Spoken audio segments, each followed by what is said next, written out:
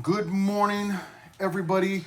This is our fourth and final part of this series called Against the Current. And what we've done over the last few weeks is we've hit a few of the current topics. We started with a worldview. Everybody's got a worldview. Everybody's got a worldview. Whether you like it or not, whether you want one or not, everybody's got a worldview. How you view the world, how you view things, the things that are happening in the world. What do you think about them? How do you determine what you believe? And we talked about us as Christians, that we get our worldview from the Bible. That's what we start with. That's our basis. That's our foundation. The thing is that if you don't use the Bible, then what do you use? Everybody's got a basis. For the majority of people in our world, and what you see, generally speaking, as you wake up in the morning and you start to go through your social media, what you will see is that generally speaking, the world uses their emotions to form their worldview. It depends on what they like, what they don't like. A lot of people, they just bandwagon. They just jump on whatever everybody else is doing, however anybody else is feeling. They wait for people to tell them what's right and what's wrong, and then they decide, okay, most of the celebrities that I'm following, they're posting about this, so that must be what I believe. For the Christian, it's different. We've got the Bible. That's what we start with. And that's why generally speaking, our viewpoints are not changing every day. Again, you can wake up any given morning and you'll find that there's something new that you're angry about every single morning, and you view it differently. And that may change from day to day. For us, starting with the Bible as our foundation, we always go back there. That's our worldview, biblical worldview. Then we talked about being pro-life. Why are we pro-life? We can say, I hate abortion, I'm anti-abortion, I'm pro-life, but why are we pro-life exactly, and why do we hate abortion? So that was our second one. Last week we looked at race. Race is a huge issue right now. We talked about the fact that there's a big segment of society right now that is telling you that if you have white skin, you are racist. Doesn't matter what you think. Right now, it doesn't matter how many friends that you have that have, different color skin. You may be married to somebody that is a different color, has a different color skin from you, but you are innately racist, and there's nothing that you can do about it, is what the world is telling us. Well, what we saw is that the Bible says that all have sinned. All have fallen short, and that it doesn't have anything to do with your skin color. Okay, it doesn't have anything to do with your skin color. That doesn't automatically make you anything. The only thing that we automatically are is that we've all been infected by sin. So we're all sinful. And we saw what the Bible had to say about race. We saw that racism was actually acknowledged in the Bible, not as a good thing, obviously. It was a bad thing. But then we saw the importance of and the beauty of race. Different colors of skin is actually a good thing. We're all part of God's creation, and it's a good thing that we have, different color skin. We wouldn't want, all the same restaurant. I love In-N-Out, but if that's the only place that there was to go eat, that would not be a good thing. Some of us think, oh, that would be a great thing. It would be for about 3 days, and then we would be sick of it, and we would actually probably desire broccoli or something weird like that. So it's a good thing that we're not all the same. That shows a variety in God's creation, and that's a beautiful thing. So we finished today with social justice. That's a big one right now. Social justice, the phrase social justice warrior. If you hashtag it, it's got extra power. But here's the deal. And we're going to ask ourselves a couple of questions. Number one, what is social justice? Okay. Secondly, should I be a social justice warrior? Is it a good thing? Is it a bad thing?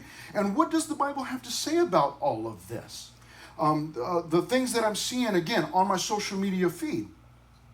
Should I be angry about these things? Should I not be? What should I be doing? Stuff that's going on at the border, or not going on at the border, or it is or it isn't, or I'm not sure. How should I feel about that? What should I be doing about it, if anything?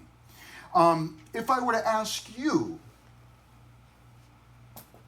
in fact, we'll just go to our first section here. What is social justice? If I were to ask you, is there anybody in here that feels that they can define that for us? What is social justice? Anybody? Anybody? Okay. Don't say I never gave you a chance, okay? Let's find out what social justice is.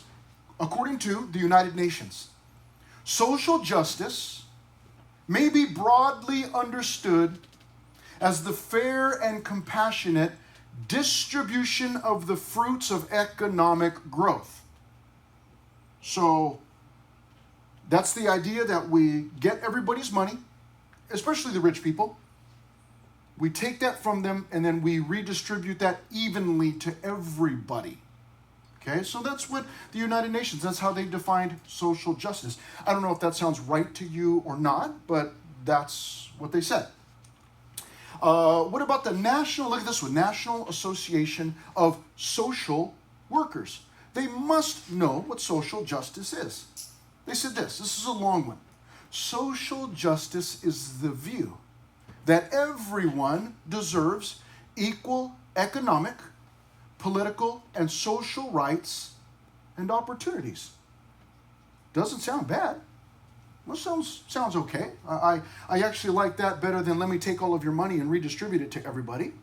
Okay? They go on. Social workers aim to open the doors of access and opportunity for everyone, particularly those in greatest need. I like that. Social workers aim to open the doors of access and opportunity for everyone, so everybody's got an equal opportunity. Okay? That's a good thing. And then they said particularly those in greatest need. Okay? That's okay. I like that. Those that are in need. That sounds pretty good. They go on. They're not finished yet. National Association. Oh, I'm sorry. That was it on that one. Here's a long one. Center for Economic and Social Justice. That sounds official. Sounds like they know what they're talking about. Center for Economic and Social Justice. Social justice encompasses economic justice. Social justice is the virtue which guides us, so it's a virtue, which guides us in creating those organized human interactions we call institutions. In turn, social institutions, when justly organized, provide us with access to what is good for the person, both individually and in our associations with others. Social justice also imposes on each of us a personal responsibility to work with others, to design and continually perfect our institutions as tools for personal and social development. That last part, I wholeheartedly agree with. Social justice, it imposes on each of us a personal responsibility to work with others. I think that's a good thing, that we would work with one another to figure out problems, to come up with solutions to issues and problems. That's not a bad thing at all. We've had 3 different definitions here. One from the Center for Economic and Social Justice, one from the National Association of Social Workers, one from the United Nations. And are any of us able to figure out or to come up with a definition of what social justice is? I would guess that many of us are still somewhat confused. Yeah, it's all so clear, but not really. What exactly is social justice? And do these definitions fit in with what you imagined social justice is? Again, as you go through your social media or you hear the news or whatever, and you see some of the things that people are protesting, what's the definition that you come up with? Social justice. To me, it seems that social justice is fighting for the underdog, fighting for the oppressed, okay? Which is not a bad thing. That sounds like a good thing. Sounds like a Bible thing, like, fighting for the underdog, fighting for the oppressed, okay? Let's see this guy, this Christian apologist, Neil Shenvi. Here's what he says. Social justice is, this fits in more with what we know about social justice in our circle. Social justice is the elimination of all forms of social oppression, where oppression is defined in terms of an ideology known as critical theory. Okay, so in this case, and what you and I are most familiar with when it comes to social justice, this is the one that fits. It's eliminating all forms of social oppression. What do you mean by oppression? Well, oppression is defined in terms of an ideology. In other words, it's a way of thinking. Have you heard the phrase systemic racism? Anybody ever heard that? Systemic racism? Anybody? Okay, a few of you have. That's the idea. There's the oppressors they're the racists, they're the oppressors, and it's a way of thinking. He goes on to say the dictionary defines oppression in terms of an ideology known as critical theory. The dictionary defines oppression as prolonged or unjust cruel treatment. But critical theorists use the word to refer to the ideological power that dominant groups wield over subordinate groups. He goes on, in this sense, sexism, racism, classism, homophobia, transphobia, colorism, anti-Semitism, and I didn't know about this was a new one, and ageism. You can be discriminated against based on your age. Yeah, old people are weird. Exactly. Yes. And ageism are all forms of oppression from which social justice seeks to deliver us. When it's used to refer to liberation from oppression, social justice is defined within the framework of critical theory. Now, I don't know if I've been studying this. I've gone through these definitions. These were the easiest definitions for me to comprehend, and I'm still somewhat confused. I don't know, is anybody else confused? Is everybody fully understand the definitions? Obviously. Okay, so you're confused. Got it. You don't really know what's going on. Okay, that's okay because I'm in that same camp. Like I'm reading through these and like none of these definitions, and there are probably a million more.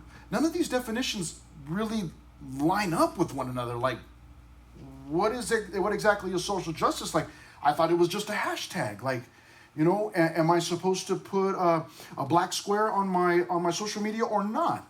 Am I supposed to bring up, you know, the shortage of water in Hawaii for the native people there, the Hawaiians there, or should I not? Or we're wondering, like, I don't really know what all this means, and what am I supposed to be doing, and what is the Christian thought here? Well, here, let me do this. Should I be a social justice warrior? I'm sorry, we'll get to that in just a moment, but let me do this. Let me go back one. Okay, we're going to stay right there for a minute. Let's look at some biblical examples of social justice. Okay, open up your Bibles. You didn't think we'd ever do that. Leviticus 19. Genesis, Exodus, Leviticus. When we start our Bible studies back again, our normal Bible studies next Sunday, we're going to be starting in the book of Leviticus. Leviticus chapter 19. Leviticus chapter 19.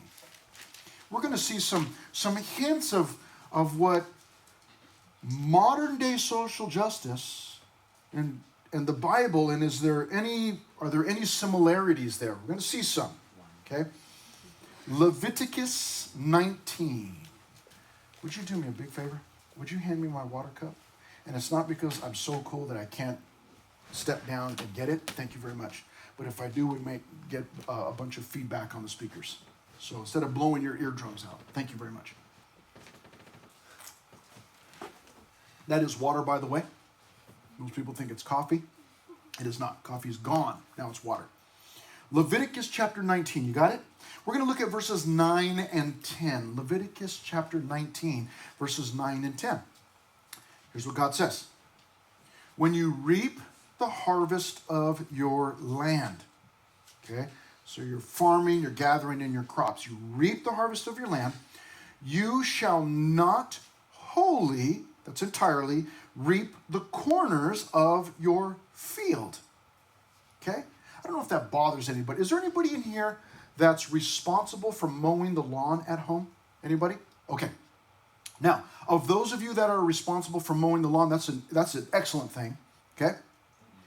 Are there any of you that are responsible for mowing the lawn that if you were to mow your lawn and not mow the corners of the yard, would that just drive you crazy? Like, would you not be able to sleep at night? Anybody? Okay. Yeah, that's me. Okay? I just got a new lawnmower, and it kind of skips some areas. It's just a really weird thing, and I don't know if it's driving me crazy yet or not. I'm like a yard guy. Like I want, clean lawn, cut the, front and back, and, the plants and all the thing. And I got a tree there that I take care of, and that's kind of like my, and it kind of drives me a little bit crazy. Okay? Here, God is telling his people that when you're reaping the harvest, leave the corners. Oh, why, God? And then he tells us why.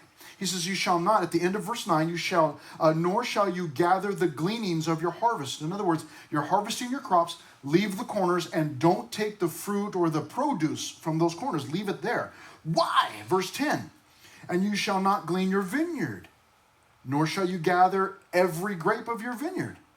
Why? You shall leave them for the poor and the stranger. I am the Lord your God, he says. So we see there that God is concerned about the poor and about the stranger. Sound familiar at all? Right now, in America, we are concerned about lots of things. We're concerned for the poor in the poor neighborhoods. And so there are people in our country that are considering taking wealth from the rich and giving it to the poor. Okay, I don't know. Maybe it's not such a bad thing. God is saying here, leave stuff for the poor. And then it also goes on to say that God is also concerned about the stranger. Leave them for the poor and the stranger. The stranger. Well, we have people right now that are coming through our southern border from all kinds of countries, coming through Mexico into the United States. And some people are saying that's a horrible thing, and some people are saying, no, that's a wonderful thing. What about us as Christians? What do we do? What do we believe about that? Do we go with what our political party says? Or do we refer back to the Bible and say, okay, we're going with the Bible here. What is it that we want to do? Well, we see here that God definitely has a concern for the poor and the stranger. Doesn't mean that he doesn't like the wealthy landowner. It just means that he's concerned for the poor and the stranger. You want to see another one? I'll show it to you anyways. Proverbs 31. Proverbs 31. Go ahead and turn there. Get you busy this morning. Proverbs 31. The last of the Proverbs, Proverbs 31.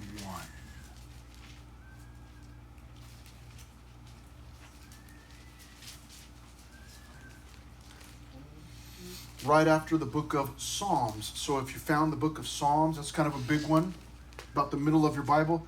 Go over a little bit further to the book of Proverbs, and we'll find chapter 31, the 31st proverb. 31st proverb. It's a good one. Some of you may have heard of the Proverbs 31 woman. That's within this proverb. There's a lot of good things in here. We'll see a couple of verses. Proverbs 31, verses 8 and 9. Proverbs 31, verses 8 and 9. If you see somebody that's still looking for it, help them out. If you've found it already. Proverbs. 465. What's that? Page 465. Page 465, if you have one of the Fusion Bible, one of the church Bibles. Okay? Proverbs 31, verses 8 and 9. See what it says here. He says, open your mouth for the speechless. other words, those that can't speak for themselves, open your mouth for them. Speak for them. In the cause of all who are appointed to die.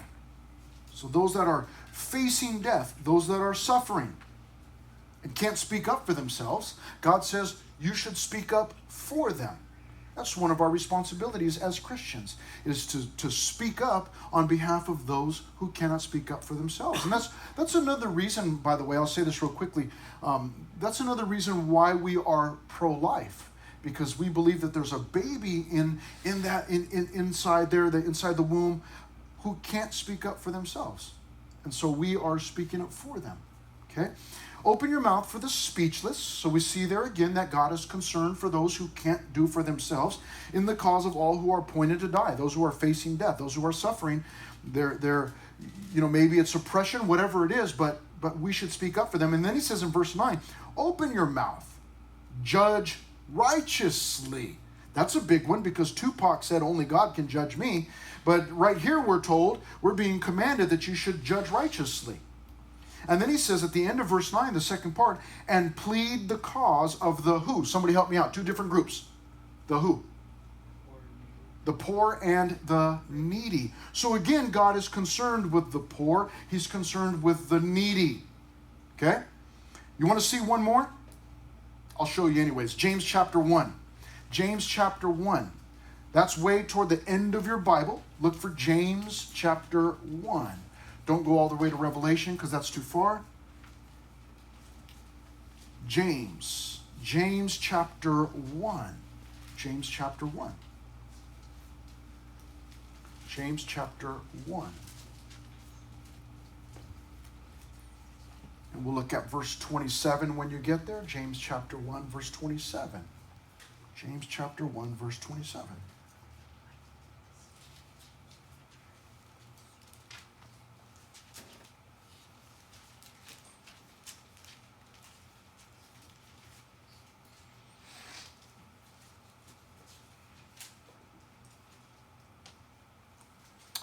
James chapter 1, verse 27.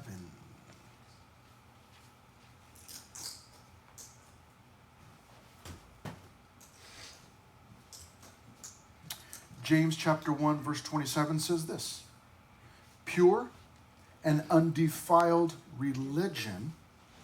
That's one of those words that we as Christians go, oh man, you can't be religious. It's a relationship. And yet Paul says religion can be a very good thing. He says pure and undefiled religion before God and the Father is this: to visit orphans and widows in their trouble and to keep oneself unspotted from the world. But we see there once again that there's this command from God's word that good religion, pure religion, not hypocritical religion, pure religion, visits the orphans and widows in their trouble. In other words, they don't just visit just to, oh, hi, I came to see if you're having trouble. Okay, it looks like you are. Good to see you. See you next week. It's they come to do something about it. So pure religion, those who are truly religious in a good way, it's a good thing, James says. He says they go and they help the orphans and the widows in their trouble. And it's not just the orphans and widows. He's using those two groups to say the needy, those who are destitute, maybe those who are oppressed. We need to be mindful about them and concerned about them and looking for ways to bless them and maybe even help provide for them. So it's clear to us that the Bible is promoting concern and care for the oppressed, for the poor, for the needy, for those that are hurting. Okay? Here's a biblical definition. Okay? I didn't put it up there. So, justice is rendering to everyone that which is his due. This is a biblical definition of justice. Now, we're talking about social justice, but here's where it differs. Justice is rendering to everyone that which is his due. It has been distinguished from equity in this respect. So justice and equity, two different things. That while justice means merely the doing what positive law demands, equity means the doing of what is fair and right in every separate case. So it does vary from the from what we see in the world. Here's another one, because since I got you turning. 2 Thessalonians chapter 3. 2 Thessalonians chapter 3. You thought that you were going to be able to come here and finish sleeping off that late night from last night. But 2 Thessalonians chapter 3. 2 Thessalonians. That comes right after 1 Thessalonians. Amazing.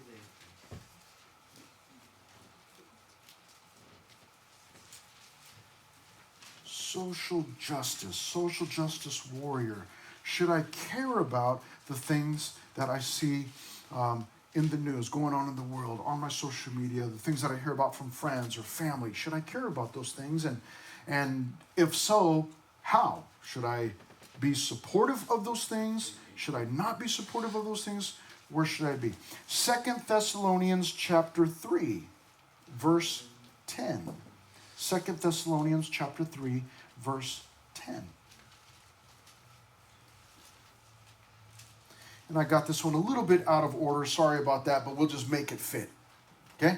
We'll just manhandle it and make it fit. Oh. Good thing I'm so manly.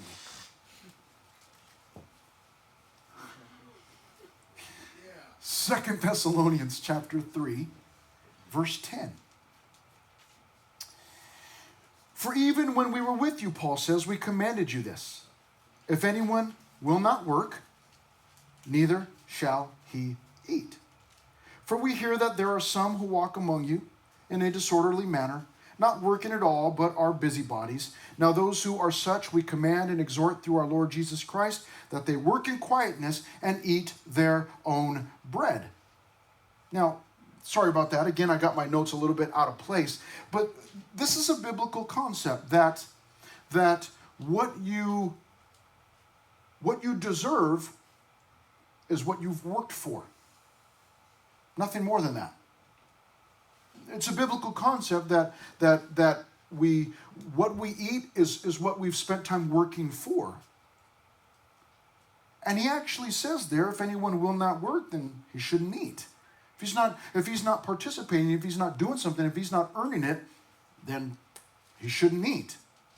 And yet we have in society today certain people who are saying, you know what, I deserve more. You should give me more. For what? Because I'm so great, or because, I'm me, or, whatever. We have that kind of a concept. My wife, I guess I won't tell you where she works, just in case. But she works for a department store. And they recently had one of the young workers there stage a little protest. And this individual, they're like, what's the problem? This individual has a job, works there. And he was a guy. All the ladies are like, of course it was a guy. Okay? This guy said, you know what? I'm not going to do what you're asking me to do because I don't get paid enough to do what you're asking me to do. So he's got a job with this company. He's getting paid to work there, but feels that he doesn't want to do what they're asking him to do because he's not getting more money. To that, the Bible would say, listen, you deserve what you earn, what you get, what you work for. No one should be required to give you extra just because you feel that you're such a great person. So we see some difference there. Much of the world is concerned about the oppressed and about the poor and about the needy and about the suffering. Those are good things. But you and I need to decide, like, where do we draw the line? Like, how do we go about this? We'll talk some more about that in just a moment, but we're going to go to one more passage. Genesis chapter 4. Genesis chapter 4. Genesis chapter 4. Anybody know what the word or name Genesis means? Beginning. New beginning, beginning. So that would be the very first book of the Bible, Genesis chapter 4. Genesis chapter 4.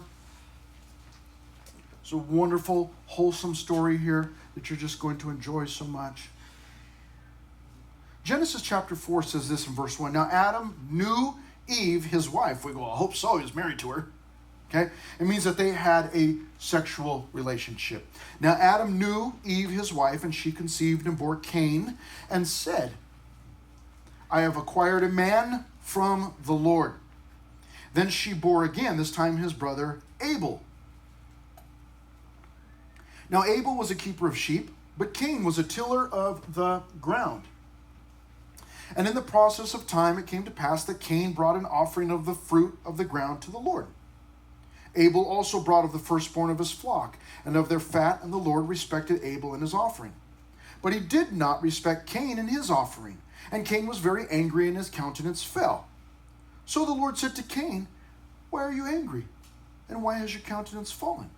If you do well, will you not be accepted? And if you do not do well, sin lies at the door, and its desire is for you, but you should rule over it. Now Cain talked with Abel his brother. And it came to pass when they were in the field that Cain rose up against Abel his brother and killed him. Then the Lord said to Cain, where is Abel your brother? He said, I do not know. Am I my brother's keeper? And he said, what have you done? The voice of your brother's blood cries out to me from the ground. So now you are cursed from the earth, which has opened its mouth to receive your brother's blood from your hand. When you till the ground, it shall no longer yield its strength to you. A fugitive and a vagabond you shall be on the earth. So we see, just 4 chapters into the Bible, we see some justice being doled out. Okay? And it comes in the form of one brother murdering another, his own brother. I mean, it doesn't take very long for people to be on the earth that somebody gets angry enough to kill their sibling. Some of you, never mind, I'm sure you've never thought about that. But that doesn't take very long. But what happens is, after Cain kills Abel, then there's justice to be served. Remember, we're talking about social justice, and should I be a social justice warrior? And the way that God handles it is, he doesn't actually bring Abel back to life, but what he does is he holds Cain responsible, and he does some things to bring to give justice in honor of Abel. But also, he seeks justice against Cain in the form of causing these things. Verse 11, so now you are cursed from the earth. Verse 12, when you till the ground, it shall no longer yield its strength to you. A fugitive and a vagabond you shall be. So you're just going to be wandering. So we see some justice there. We see some justice on behalf of Abel and against Cain. So the Bible is concerned with justice and even some social justice. What about us now? Here's where we get to our second question. Okay? Here's the question. Should I be? Now, hearing all of these things, what do I think as a Christian? Should I be a social justice warrior? Should I be standing up for these things that I'm hearing, that are going on in society today? What about the people at the border? What should I be doing about that? Number one, we want to evaluate. Here's trying to keep this as simple as possible. We need to evaluate. We need to ask ourselves a couple of questions. Okay? First question is this. Is this person or persons being treated unfairly? See, in order for there to be a need for justice, somebody's got to be treated unfairly. Abel was treated unfairly. Okay? So there was some justice for him. Are they being treated unfairly? I need to consider that. And there are lots of people being treated unfairly right now in our world. you all, hopefully you know that slavery is still alive and very much thriving, not just in the United States, but throughout the world. Did you guys know that? Yeah? Okay. There are people who are transported from country to country every single day. There are people being smuggled back and forth. Many of them women, many of them children, for many of them for sexual purposes. Okay? So there are I need to that's the first thing I need to do is ask myself when something comes across my social media feed and everybody's hashtagging it and reposting it and putting it up, what do I do? I'm a Christian. Do I jump in there and I got to repost it also? What I want to do is I want to stop. Maybe I do want to jump in on this. But I need to evaluate. Is this person or persons being treated unfairly? That's the first thing I gotta, what is the situation here? I just read this morning that, time zone differences, but there were, I believe there were 5 Palestinians killed in a shootout with Israeli soldiers last night. What I need to do when I see that is say, okay, let me find out as much as I can about the story. Who was wrong? Who was right? Who was defending themselves? Who were the attackers? I need to consider all those things before I just immediately say, oh my gosh, this one group, the Israelis, they were wrong, or those Palestinians, they were wrong.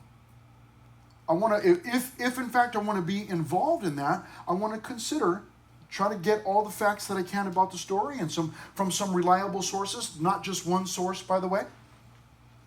Need to get my facts from different sources, not just CNN or not just Fox or, not just, this one news station or this one news feed, but I want to get it from different sources and, where are the facts coming from? And I want to consider all those things, okay, before I just jump in there and get involved.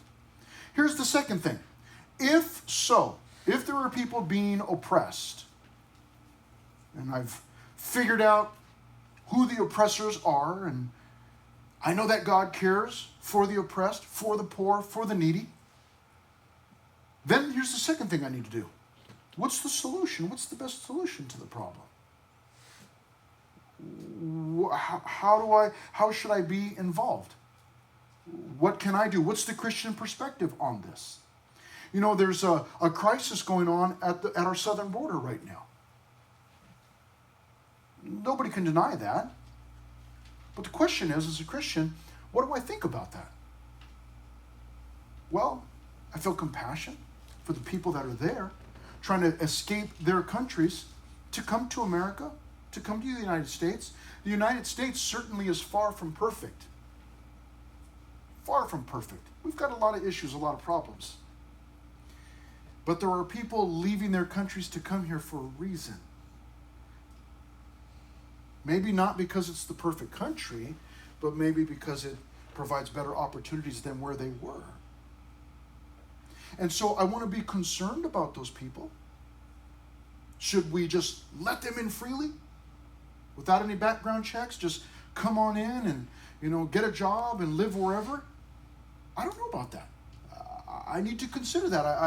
I have compassion for those people. I feel for them. It's got to be tough, and I don't really even understand, man, because I'm living the plush life in Southern California, and I am by no stretch of the imagination rich, but I am rich in comparison to lots of other places around the world. I've been to the Philippines and went to a family's house and sat in there where it was just a brick home, no electricity. That meant no refrigerator. There was no TV. It was a dirt floor.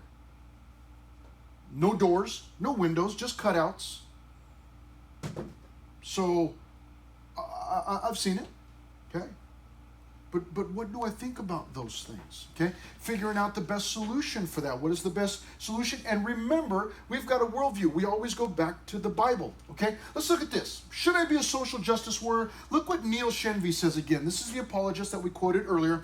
He says this: the church is designed by God to be a foretaste of the kingdom. In the church, we can heal the relationships that sin has broken. In the church, we can give generously to everyone as they have need. In the church, we can see power used to bless others, not exploit them. You don't need to tweet or hashtag a political utopia into existence. Do you want to transform society?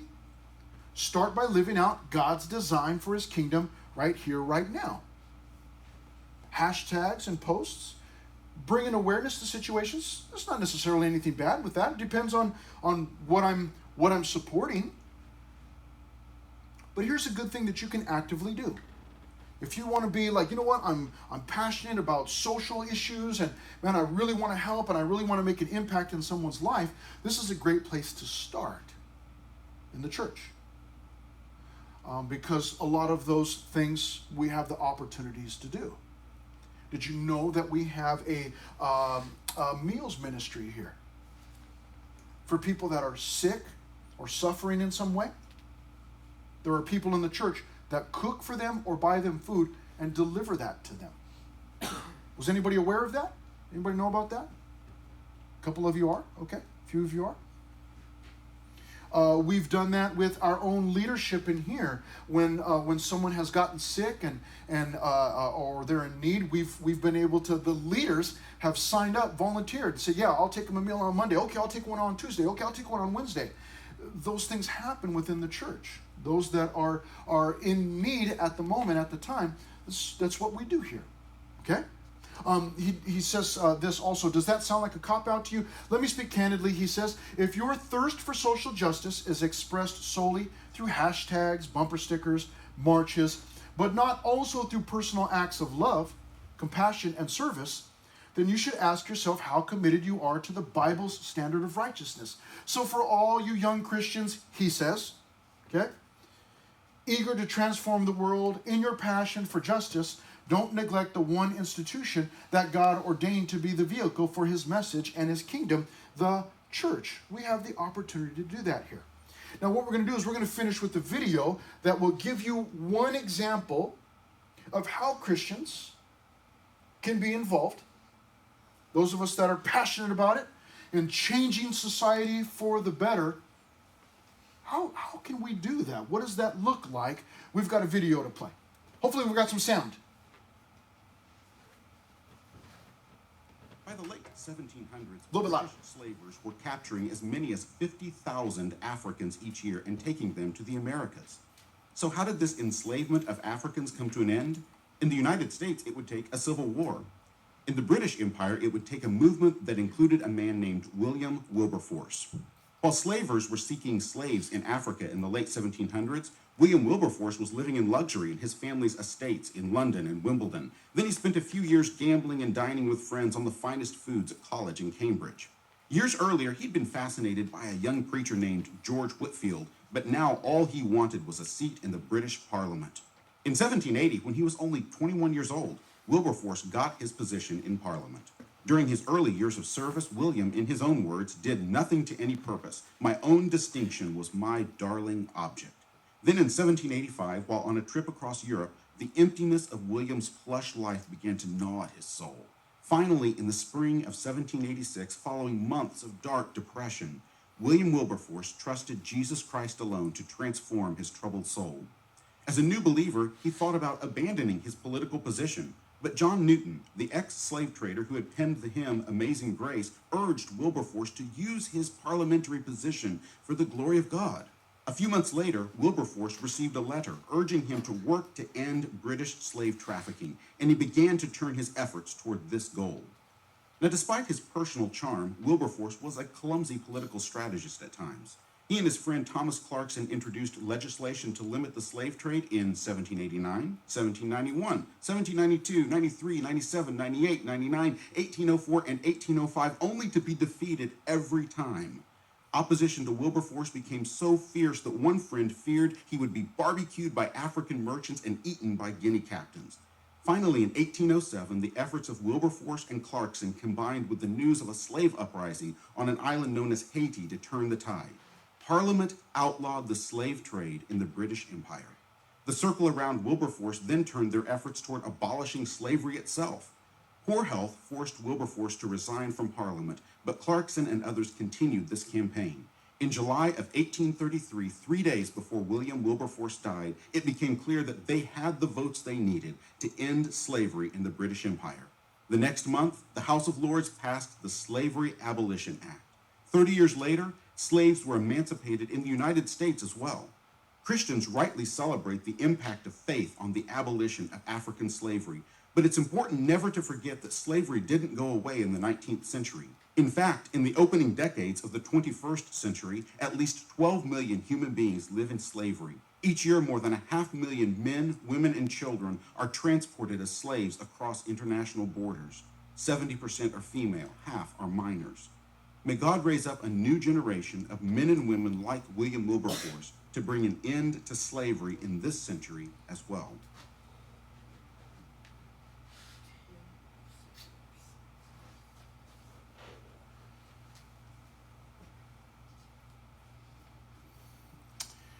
In Ezekiel, God speaking to the prophet says, the people of the land practice extortion, they commit robbery, they mistreat the poor and needy, denying them justice.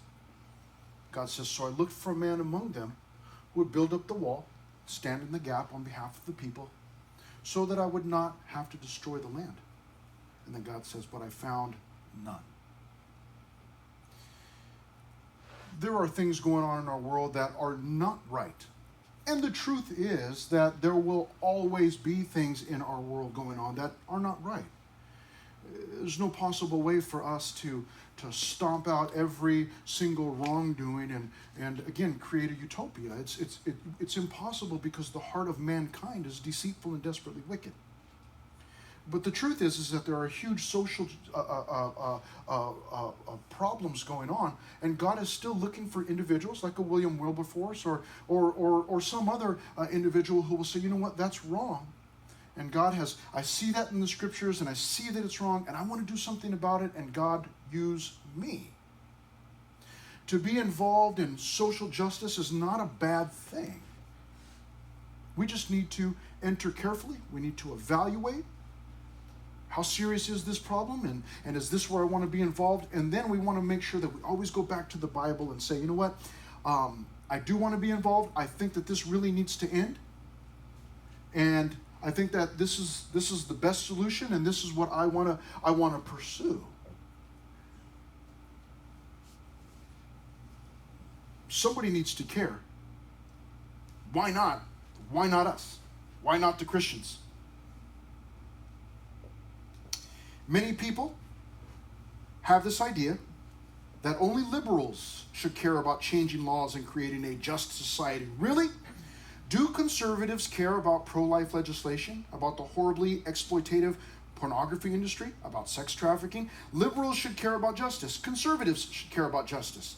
Everyone should care about justice, and we should think about justice not only with respect to our own political tribes' areas of concern, but with respect to all areas of society. We do want to be involved. If anybody should be seeking to change things around us, it should be us.